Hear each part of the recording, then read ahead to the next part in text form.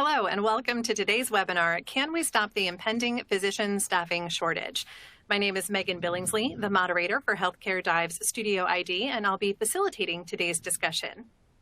For today's webinar, I'm pleased to introduce you to Dr. Davin Lundquist, Chief Medical Officer at Augmedix, and Dr. John Good, a pediatric specialist in Rio Rancho, New Mexico. Thank you both for joining us today. We're excited to get started. So let's kick off with our first question today. Let's begin with your perspectives on staffing shortages. We're seeing a mass exodus of physicians, and not just from COVID. What are some other factors that are driving doctors away from practicing medicine? So I'm a family physician, still practicing today, as well as my role with Augmedix. And I've had a lot of new patients recently. It's been pretty impressive how many patients are finding themselves without a primary care physician. And, obviously, I think all of us would expect that there would be some exodus of physicians due to the pandemic. It was a very challenging time, sort of at some of those peaks for physicians and healthcare in general. And I think that there were many providers and physicians who were maybe towards the end of their career, or who were sort of debating whether or not it was time to retire, and this sort of pushed them over the edge. But even before the pandemic, I think we were seeing a tremendous increase in physician burnout. And this mostly has to do with the compounding tasks that seem to be heading onto physicians' desks and workstations. The advent of the EMR was obviously something that was needed. Putting our records into electronic format, is good for everybody in the long run. But I think over the last decade, it's created a lot of challenges for physicians who have had to learn to interact now with an electronic medium, and the challenges of documenting and where to find information, incoming messages from everywhere, all kinds of information about patients, which again is needed, but has created some challenges, and I think unfortunately has really fallen onto the shoulders of our physician workforce. And is causing people to, question whether or not this profession was sort of the same as the reason that they went into it. Yeah, Davin, I agree 100%. I'm also a practicing pediatrician. I'm going into my 25th year in practice. Hard to believe it's gone so fast. So the first 5 years that I worked, I was inpatient and outpatient pediatrics in Santa Fe, New Mexico. And then I've been with this group. I work for sort of a medium-sized multi-specialty group, and I'm going into my 20th year in this group. So, and I couldn't agree more. I remember back, I think it was 2011 when we switched from paper charts to EMR. Again, agree with you. I'm not advocating going back to paper, but really paper was, from the physician perspective, very fast. In my world, we just had checkbox charts, and I could see 30 to 35 to some days 40 patients a day, no problem. And I remember the week that we started up on EMR, the trainers came in and they said, for the first week, we'll just see half the number of patients. Next week, maybe we'll do 3/4, and then we'll be back to full speed. It will be no problem, just a quick, ramp up, and we'll be back to normal. And really, I've been waiting now, 11 years, and we're not back to normal. It's most of the burden of data entry has fallen on us, the physicians. It has not made our lives better. It's actually made it more difficult. Now, obviously, I also remember the first night I was on call when we had EMR, and patient called up with lower right quadrant pain, and I was easily able from my home to look up the day's notes. They'd been in the clinic a couple days before. I could look at their X-ray, and the child was constipated. It was a lot easier than sending him to the ER and getting an unnecessary appendectomy. And then obviously, for population health purposes, it's an amazing tool that we can rely on the computer now to say, okay, who are the smokers and who needs a colonoscopy and who needs mammography. And that's amazing. And yet the burden of putting all those little bits of data into the machine is on us. And I'm never able to see 30, 40 patients again in the last, 10, 11 years. It's a rough day. And the burden on me of charting and entering all that information in the computer has fallen on us.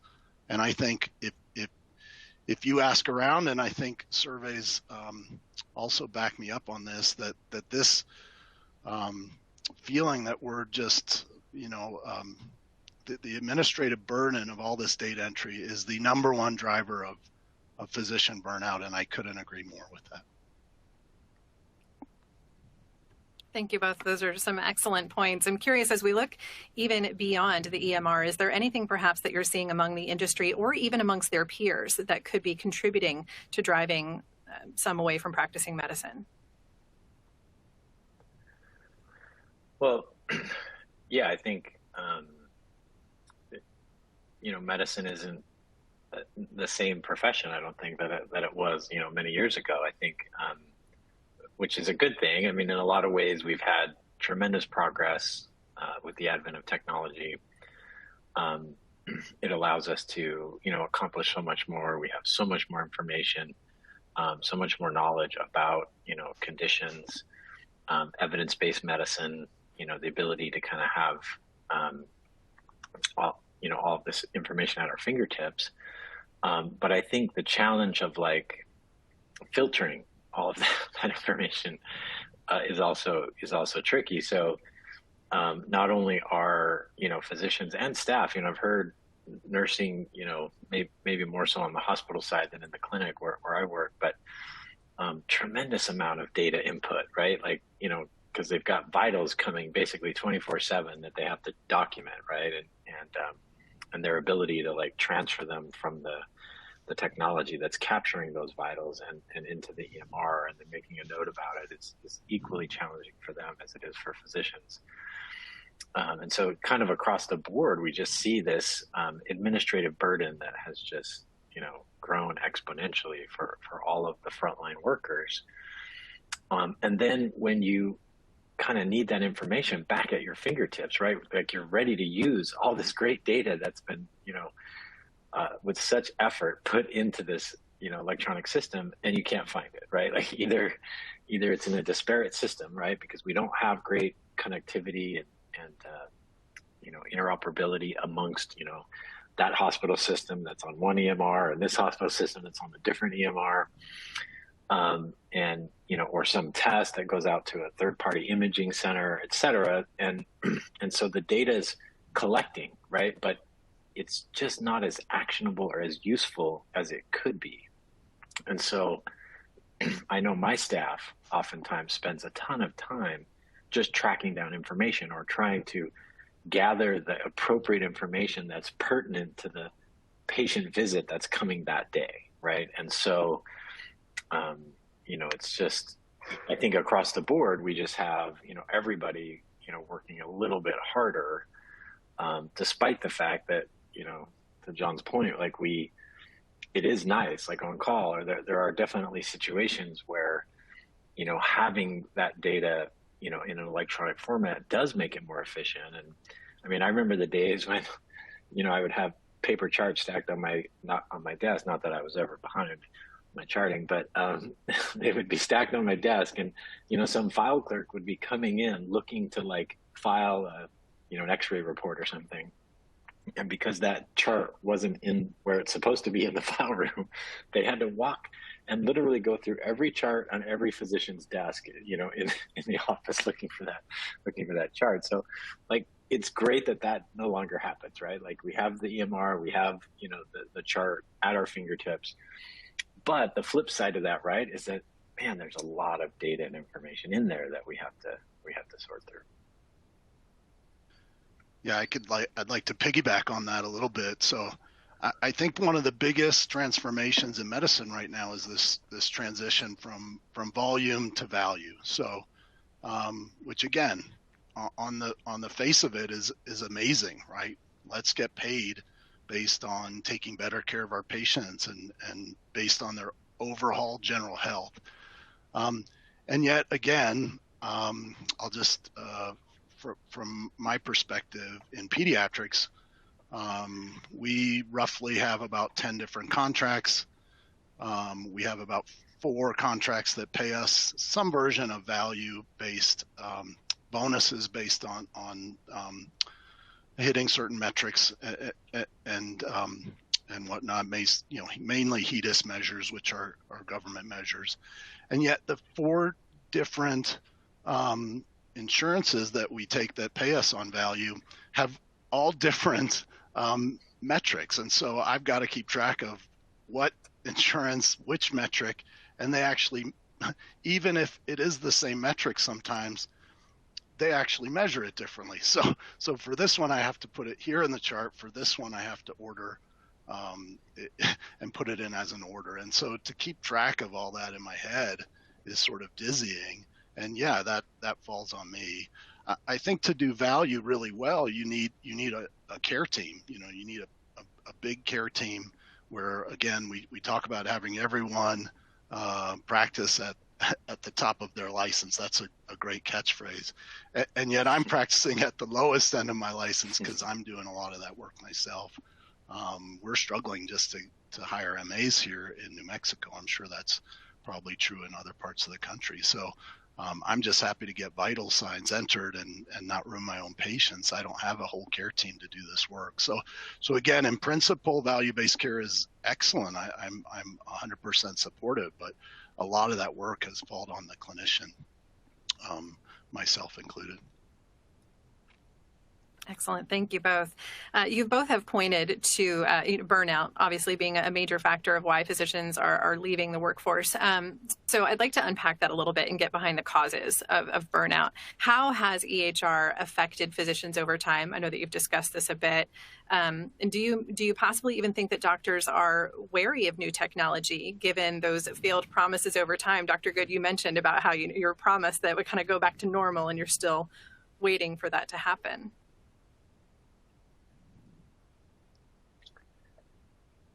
Yeah, well, I think all of us see, right, in other industries and in other fields where technology does actually seem to help, right? So for instance, if I want to have a certain kind of dinner in a certain geography at a certain time of day, and I can plug in like the number of people and the cost and all of these things, and technology will tell me where is a good restaurant that I can go that kind of meets all my requirements, right? And I think, we see this with travel and banking and lots of things where I think it is easier to kind of manage, right? From our phone, we can manage a lot of things, and we can be pretty efficient at doing those things. And so we get to healthcare and we wonder, well, where's the gap here? Why is this different? And I think it's pretty obvious, right? I mean, obviously, if you don't have the perfect reservation for dinner, no one's going to die. And in healthcare, most of the time, no one's going to die either. But there is a few scenarios where that might be the case, right? And when we're talking about people's health and their well-being and their privacy, and all these disconnected health systems, it makes it hard. It makes it hard for technology to work as efficiently as it does elsewhere. Not to mention, as physicians, our license is on the line. And so, do you trust, that app or that new technology to really do what it's saying it's going to do, right? I think all of us have had the experience of, we say something in the, our phone and or whatever voice device we have, and gets it all wrong, right? It misunderstands us, or it autocorrects the wrong word and makes us look silly. And so, it's fine in everyday life, like we can chuckle about it, but in healthcare, right? Like no one wants that. No one wants, garbled text or an embarrassing phrase to show up in their chart of all places, right? So I think there's, when you sort of look at the complexity of healthcare, you look at how important it is, right, in terms of, the risk associated with making mistakes, and then just how all the data is so disparate, kind of all over the place, it makes it harder for technology to kind of get a foothold, and then for us as physicians and the rest of the medical staff to kind of trust it, right, that it's going to actually help us. Yeah, just to add on to Davin's points, I like and appreciate sort of a greater focus on emotional health and behavioral health. I think, my group has had speakers, and certainly I think there's more general awareness on let's pay attention to each other's mental health. And yet I go to meetings and we talk about meditation and yoga and deep breathing exercises, and sure, that's all helpful, but what I really need, what I desperately need is time. I need time back in my day. And so, initially that's what attracted me to remote scribing. And I, again, have a busy practice. My charts would back up. My wife and I have 4 kids. And so I saw as many patients as I could during the day. And I always was somebody who did my charts in the evenings and the weekends. But, basically I was, putting 4 kids to bed, getting home, relieving my wife, taking care of 4 rowdy children and getting them, corralled into beds like herding cats. And then I would sort of start dictating and charting at 10 or 11 at night. And so night after night, that's really what adds up for me. And I think the last straw for me was when I brought a bunch of charts on a vacation and my wife just hit the roof. And so, basically the remote scribing product from this company is really what added back time. And that's what I needed more than yoga or meditation. I needed time. Excellent. Thank you both very much. So let's talk now about quality of care. Are there strategies to assist healthcare providers in maintaining quality care with less staff?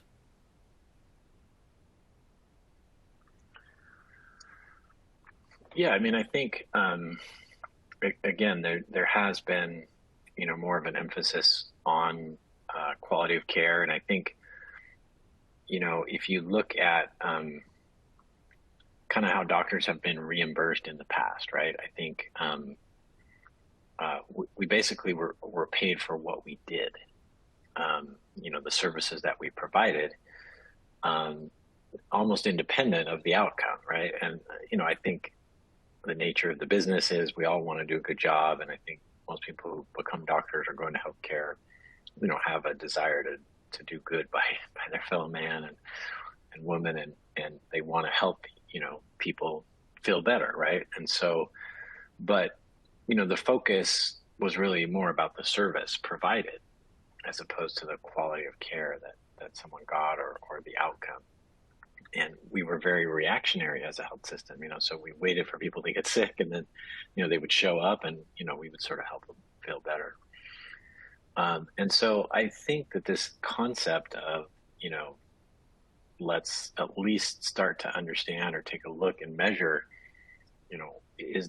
are these services providing quality? Are they making people better? Are they making a difference? Are they increasing the quality and the quantity of our lives? And so I think that focus is good, and I think it's important. The challenge is in, the details, right? Like, how do you measure it? Who decides what, quality means? I think from a patient perspective and a doctor perspective, it can be very different, right? And there's a disconnect sometimes. I'll have patients who come in and they have an expectation for something, right? Maybe they have a cold and they want antibiotics. Well, we know that, over time, if we prescribe too many antibiotics, there could be negative consequence to that. And it doesn't always match up, right? And so if I don't give the patient what they want, they will walk away thinking, man, he's a bad doctor. I didn't get what I wanted. I'm not happy. But then someone else might look at me, the insurance companies or whoever who would say, yeah, you're not supposed to prescribe antibiotics for a cold. So, we're going to give you high marks on the quality side. Meanwhile, the patient's, lighting me up on Yelp because I'm terrible, because I didn't give them what they wanted, So it's a challenge, to kind of understand this. But, and then if you add burnout into the mix, right, you have doctors who, are staying up at 10, 11 at night doing their charting, and they come to work the next day tired, and they are trying to get through their day, and they just feel overwhelmed and burned out. Are they really as present and connected and in tune with those patients as they would be if they had spent quality time with their family the night before and got plenty of rest and didn't feel like the day was going to be a long tedious one? Yeah, I agree. I think sort of this move towards population health is absolutely the right one, and the technology isn't there to really deliver on that at the present moment. So, and then I also agree with you. I'm a little old-fashioned too, and I think for me that doctor-patient relationship is really the most important thing to me personally. I get a lot of fulfillment out of the doctor-patient relationship, and I think the patients, who've gotten to know me over many years, that really benefits them as well. And when we have that trust and rapport, and yeah, I'm starting to see second generation. The kids that I take care of are now coming to me with their children. That's incredibly rewarding, and really no substitute for that in a computer or an AI system that's going to be able to duplicate that. Do you think that it's possible or even likely that additional partnerships will be formed to enable healthcare organizations to maintain quality healthcare with less personnel? Yeah, I think because of the staffing challenges that we have, we've got to do something different, right? In order to keep our doctors healthy, keep their sort of quality of life intact, we have to get them some support, right? And there's not enough staff to go around, and there's not enough dollars to go around really for just to hire like a ton of extra people to help out. So we have to get creative, and I think technology does offer a great opportunity because potentially you can get a lot of value and a lot of effort and help out of a lower cost solution potentially, especially if it's scalable and it's something that can be somewhat automated or partially automated.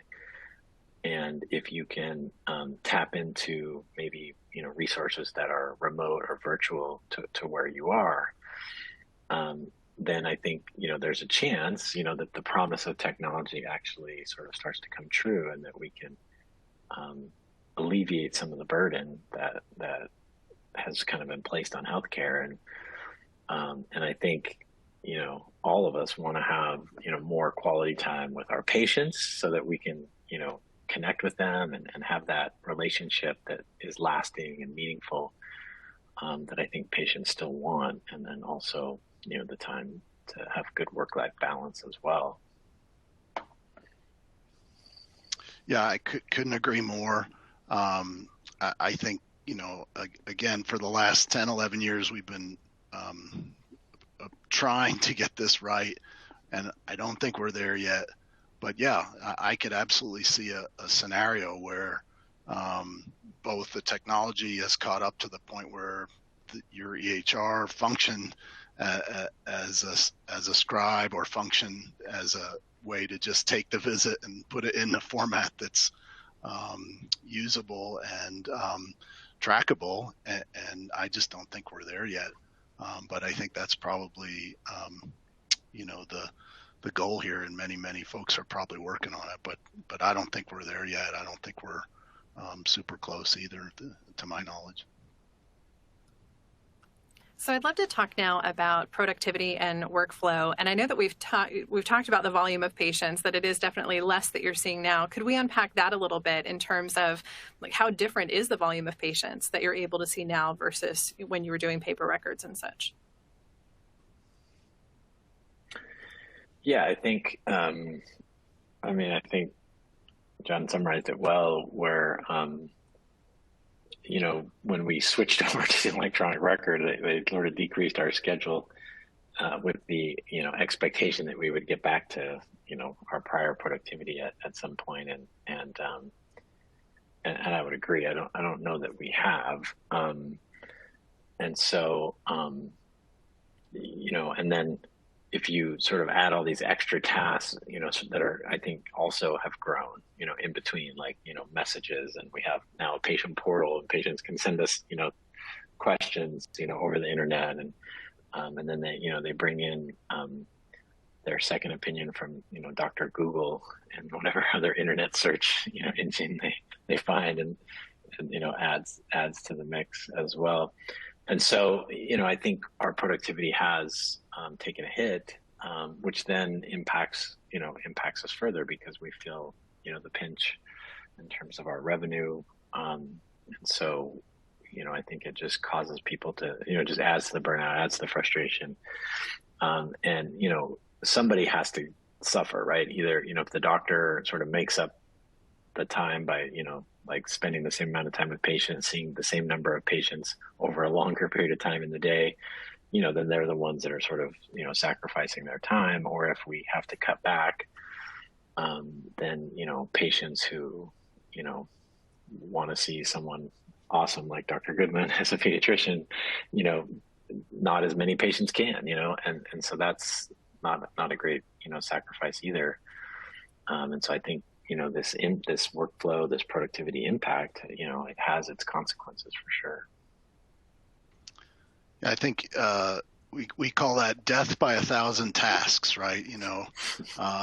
It's just sort of endless.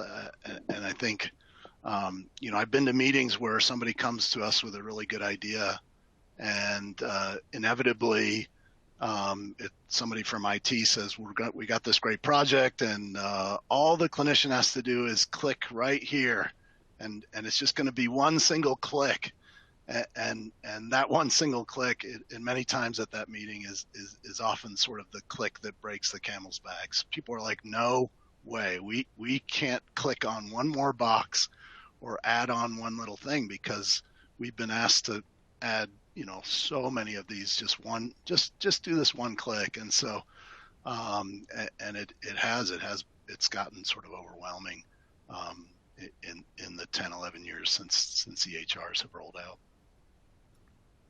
So it's actually kind of a good lead into my next question is, do you think that doctors will accept any more technology? And maybe are there any tools that you think can help doctors be more productive? Yeah, I think doctors are a little bit skeptical and about new technology because, again, the promise doesn't always match up with real life. And so just like the EMR, where it was supposed to make everything better, it made some things better for sure, and then added new unexpected work and consequences. And so I think I've seen this.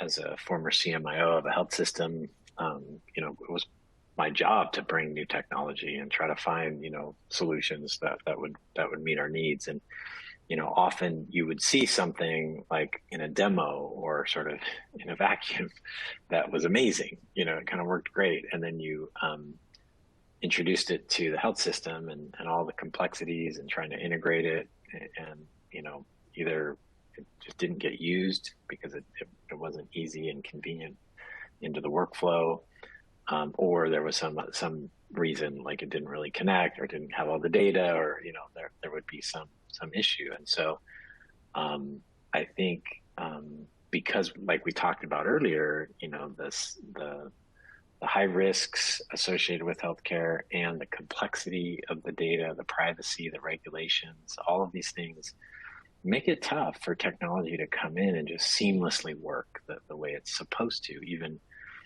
with the best, software and apps and technology out there. It can be difficult to actually make it work within a healthcare environment. And so I think doctors and nurses and staff have become a little bit skeptical of new new technology. I remember this one physician who actually has since retired, but he was definitely nearing retirement, and we were constantly doing EMR upgrades to try to make it better, right? And I remember he came to me one day and he said, "Davin, can you just leave things alone for like a few months? Because right when I get used to where to click, then you guys change it on me." And here we thought we were making it better, right, with these new quote enhancements, and in fact we just we're confusing people potentially. So I think there's you got to find the right balance for sure. Yeah, I agree with Davin. I think we're a lot less naive than we were 10, 11 years ago. But I don't. I think people are accepting and willing to learn. I think we've been burned a few times, so I think we're a little more jaded and skeptical. But I don't think they've turned off of technology. I think the answer is out there. And if there are good solutions that really make your life easier and get you home with your family quicker, I think people are open to it. Absolutely. And I think you asked too, like, are there any, good solutions that can actually help? And, I think there are, right? I mean, obviously, we've been in the business of creating documentation support, a solution that can help the doctors with their documentation, and by connecting an automated solution with some remote specialists who can quality control and make sure that it's accurate and complete, and get it in the chart so that the doctors don't have to worry that it's not going to get there. I think that combination has done really well. And I think there's other, solutions out there that are similar, that are making, some positive impacts, on the patient facing side as well, in terms of helping patients, register and get checked in ahead of time, and, among other things. So I do think there are more and more solutions that are kind of coming and making an impact. But they really have to fit into the physician workflow. And I think they have to really, decrease that burden for the doctors to get excited about them.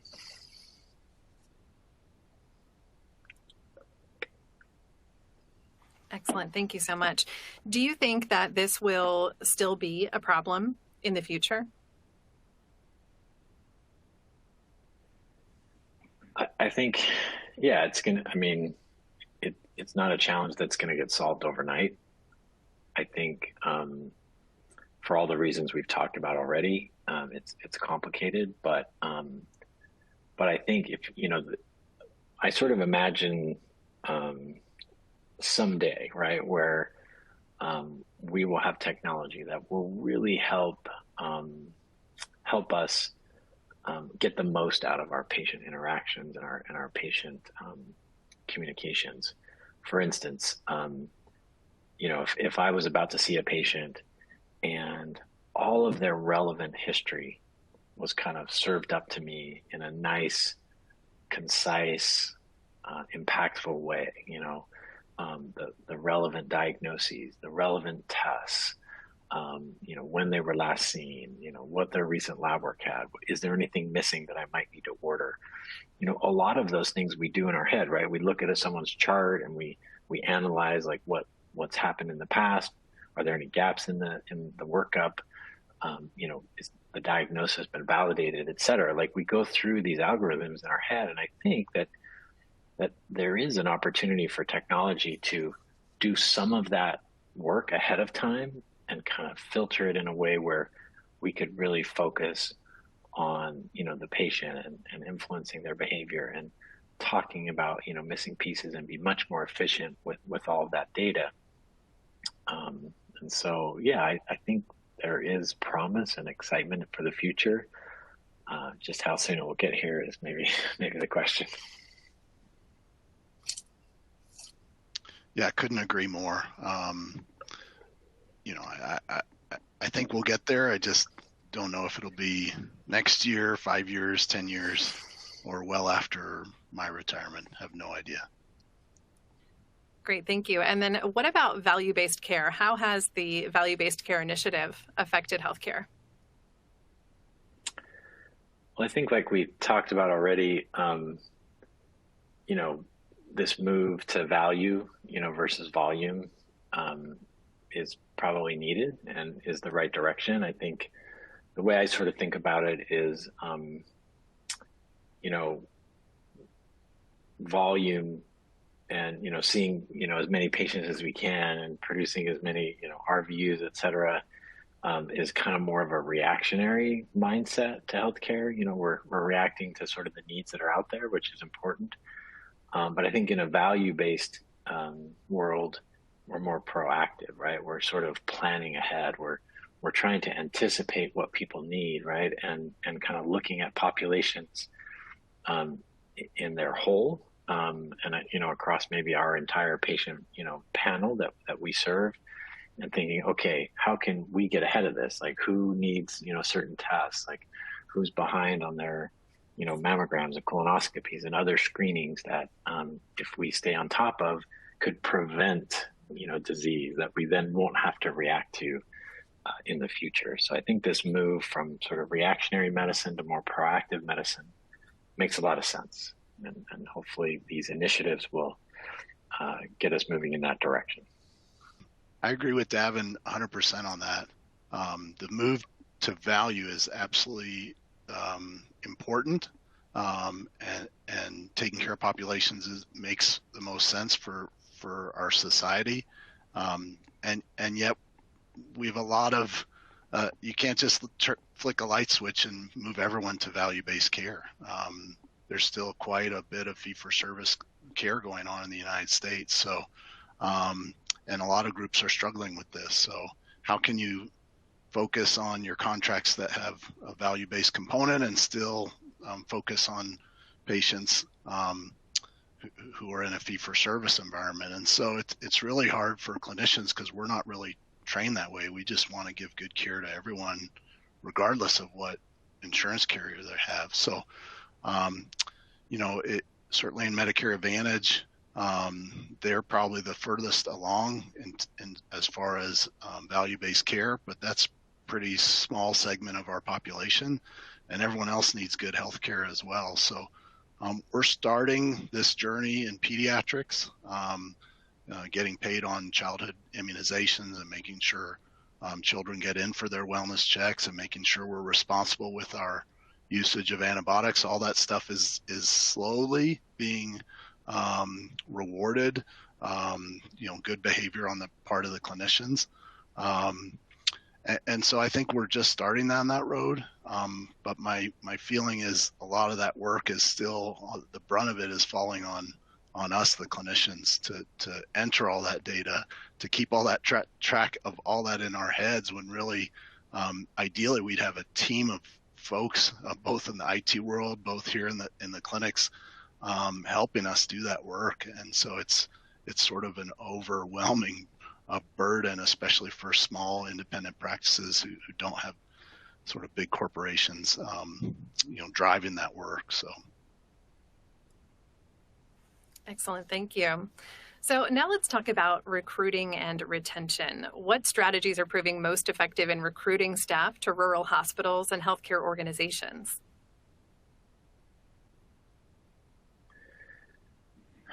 In a previous role, I served as a chief medical officer for one of our statewide medical groups here in California, and a lot of the physicians that were in my group were in some smaller markets, and it's a challenge. I don't know that there's a secret sauce here. You have locations that are smaller, that don't have the maybe large metropolitan excitement and entertainment and activities. Often there's a trade-off, right, for maybe outdoor type things, and so you'll have certain people that are interested in that lifestyle, and certainly cost of living can be a benefit in some smaller markets. But it's tough. I mean, I think there's already a shortage, right, in general. And so, you have certain markets where trying to get primary care or certain specialists is tough. And so there's the obvious things like, relocation bonuses, loan repayback, strategies and efforts. Sometimes you partner with, federal agencies and others who have rural initiatives where there's maybe some dollars and things. So that can sometimes help. But we also found that, equipping the clinics and the locations with really good technology and tools and, the latest, equipment, nice new clinics, those were also things that, so when you show up for work, you have a really good experience. You have a lot of help. You have less burden sort of falling on those physicians. And that would sometimes help and attract people to some of these remote areas. Yeah, I'm actually here in New Mexico, which I think outside metropolitan Albuquerque, the entire state is considered an medically underserved area. So I'm pretty familiar with the challenges of recruiting to rural underserved areas. So I will throw in that I do think, sort of getting back a little bit to the theme of burnout, that having a community of clinicians that you really care about and that you really feel supported by is probably not only important for recruitment and retention, but just for resilience as far as burnout prevention.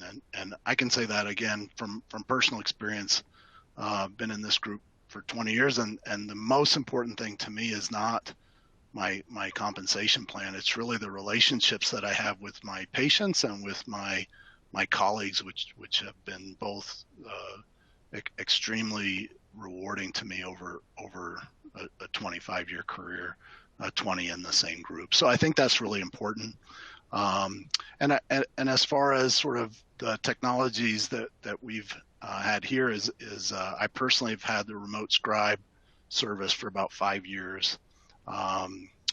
And in the past, that's been a really powerful recruitment and retention tool for us as well.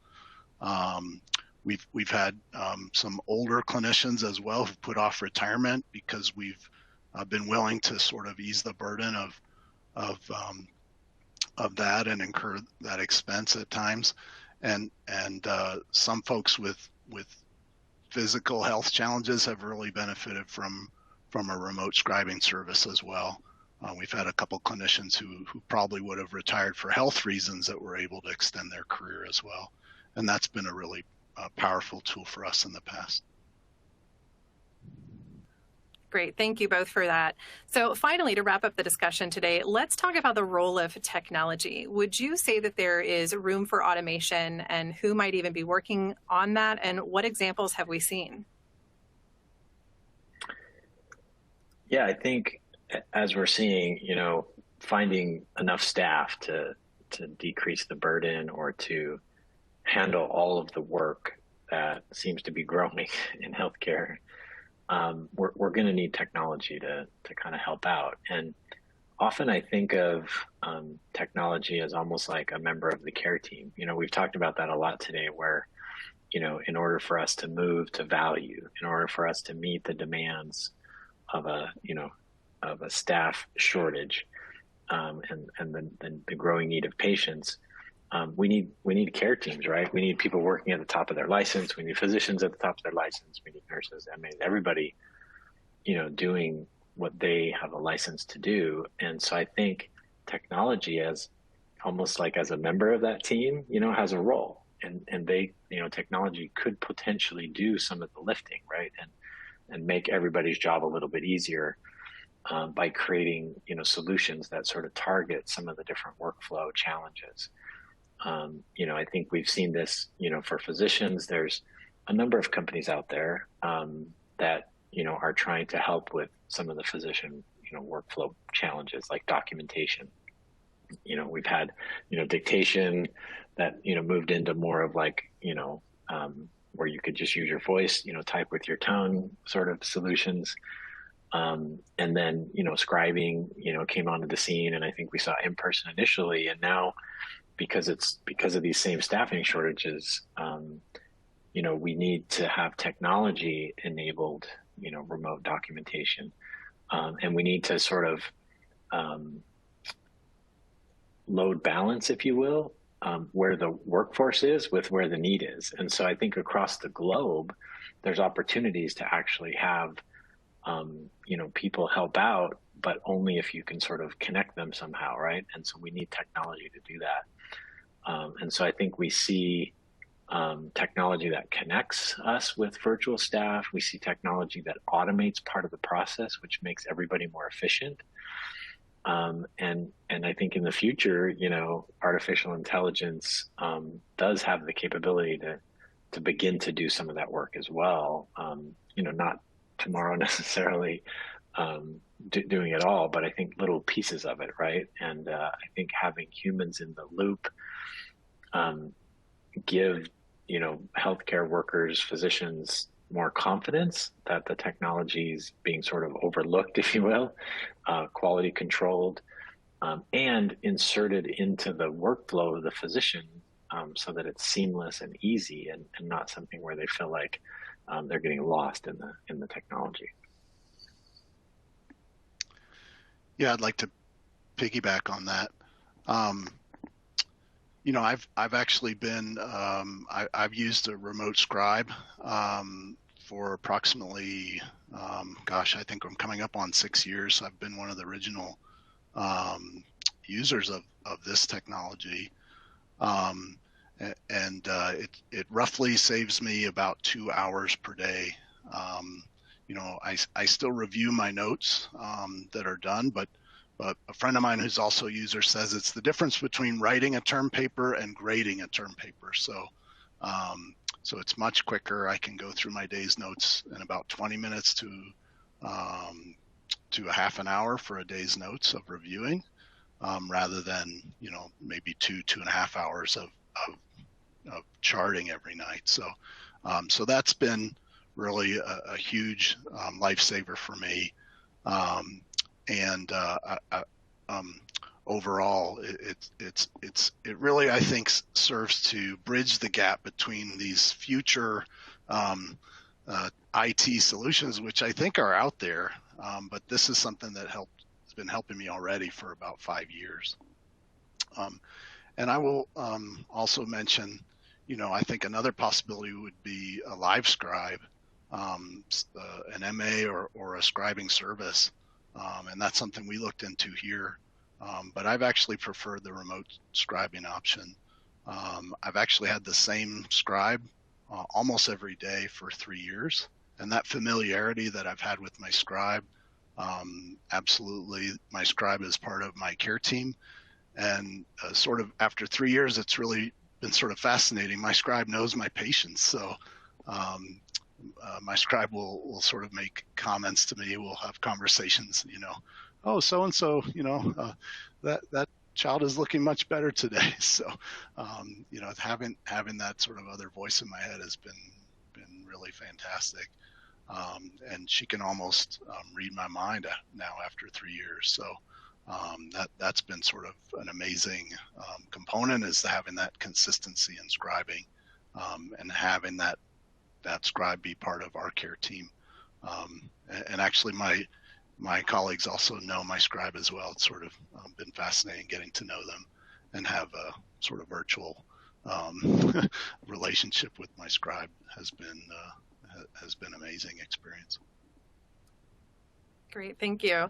I'm curious to ask, Davin, you had brought up artificial intelligence. Would you say that it's controversial to say that AI and other technology can replace some functions of a doctor?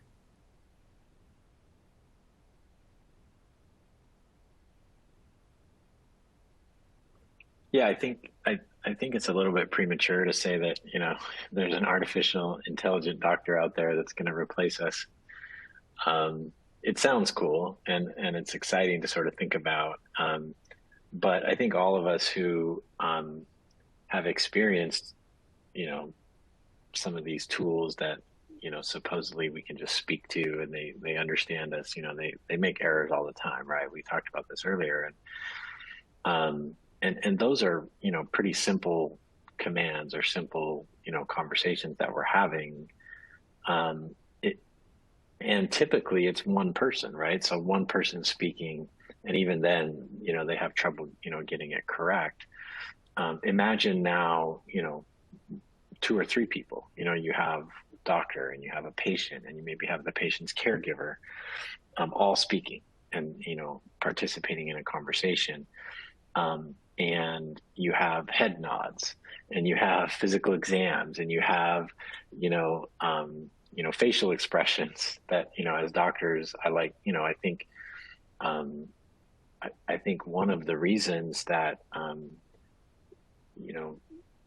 patients feel frustrated maybe by, the doctor, experience that they have is that doctors are distracted.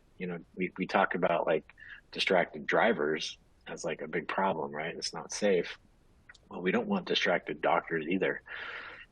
We want our doctors present and able to focus, right? And when they do, I feel like they have the opportunity to go beyond, just the science of medicine, and that's where the art of medicine comes in, right? You notice that somebody's maybe holding back, right? Or you sense like a vibe that's not right, or maybe the patient's, spouse, kind of rolls their eyes when the patient says something that's maybe not completely accurate, right? And so you clue into this stuff, right? And hopefully you kind of, as a doctor, get this sort of sixth sense about how to, really connect with your patients and help them. And that art of medicine, like, how does an artificial intelligent doctor do that, right? How do they, really tap into the nuance of that human connection and that energy and that I think comes from some of these amazing interactions that we have that create lasting relationships, lasting, memories and emotions for both us and our patients. So, I don't think it's close. I think there are a few areas, right? Maybe, pathology or radiology where, they can process big data and be of an assistance to those doctors to help them, reduce errors and things. But in terms of like, the human to human interactions, I think we're a long ways off before AI becomes the doctor of choice. Yeah, I couldn't agree more. I think I could absolutely see AI playing a role, but I still think that doctor-patient relationship is really important for so many reasons. So, and in some ways, again, I'm 25 years into a career, and in some ways, I'm just getting started. I feel like some stuff I'm just getting good at now. So yeah, I could see technology helping me, AI helping me, particularly with sort of decision support, access to research, stuff that I just can't keep track of every nuance or change, or I can't read every journal every night, and I could see AI definitely helping. But as far as those soft skills, as far as just my intuition, I think I'm just getting good now after 25 years. So, hitting your stride there. So then one final question before we close up today. Do you think that the answer is to add more doctors or to add more technology?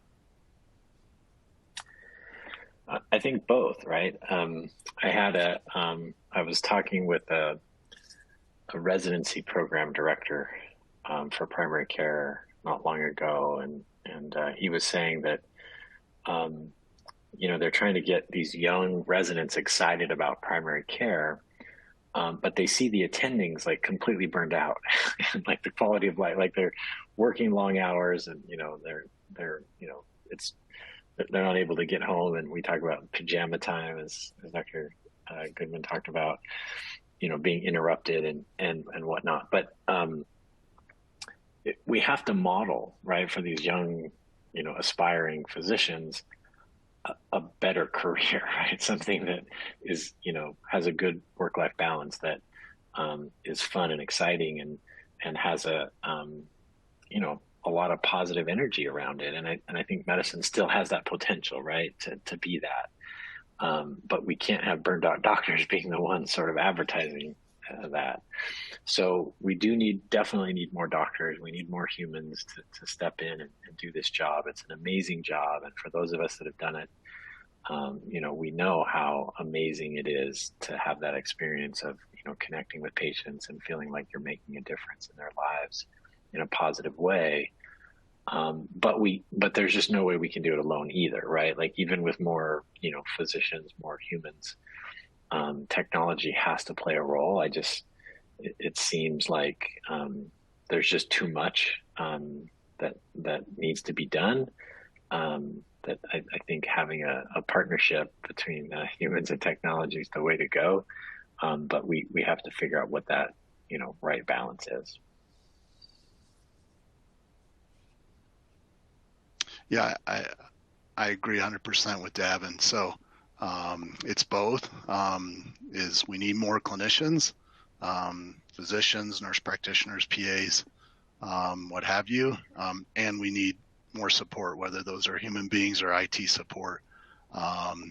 It's just, the clinicians out there are burning out, and they're drinking from a fire hose. It's just too much to do in too little time, and too much data and too much change at once. So I think we can get there, but we're not there just yet. So, but I'm super optimistic. So. Excellent.